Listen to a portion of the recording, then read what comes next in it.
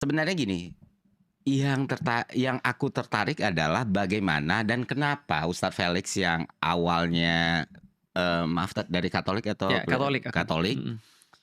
ketika pindah ke Islam terus punya mimpi segitu utopisnya. Padahal yang aku kira nggak semua, bahkan minoritas orang Islam, oke Mmm, dia menerima keislamannya, tapi iya. nggak yang kayak Coki bilang tadi, jangankan jangankan Apa?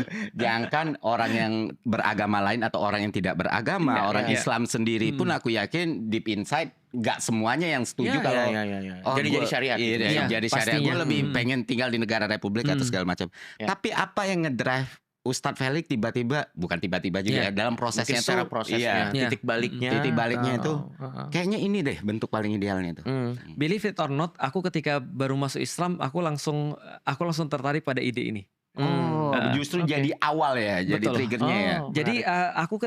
aku sempat ateis. Aku Mhm. sempat ateis dan mungkin aku udah pernah banyak cerita ya dengan orang-orang ataupun di podcast yang lain. Dan ketika aku ateis itu ada satu hal yang paling aku nggak suka dengan agama, yaitu adalah agama itu kayak cuma religi doang dan Oh. akhirnya membuat orang tuh jadi males. Mmm, Artinya menurutku ya, aku nggak pernah lihat ada orang beragama dan dia produktif. oke. Mohon maaf aja pada saat itu ya. Ya. Aku nggak pernah ngeliat ada orang yang semakin beragama lantas dia semakin menguasai tentang kehidupan. Itu aku Ya. nggak pernah lihat. Ya. Artinya zaman sekarang juga sama sih, aku juga sedikit melihat yang kayak gitu ya. Ya. Nah, artinya aku melihat kayak agama ini untuk apa kalau gitu sebenarnya. Karena kalau misalnya kita berbicara tentang, iya lu bisa ngomong tentang dalil, lu bisa jadi hafal dengan Al-Quran, tapi kan sebenarnya hidupmu kan tidak ditandai dengan itu.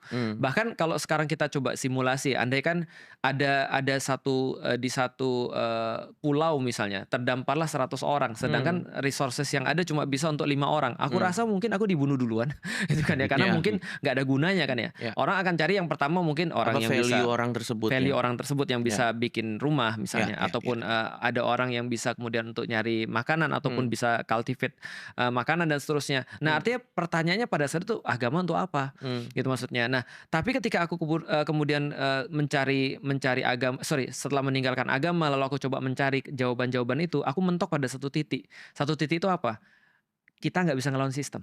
Mmm. Itu masalahnya tuh. Jadi sistem ini terlalu berat.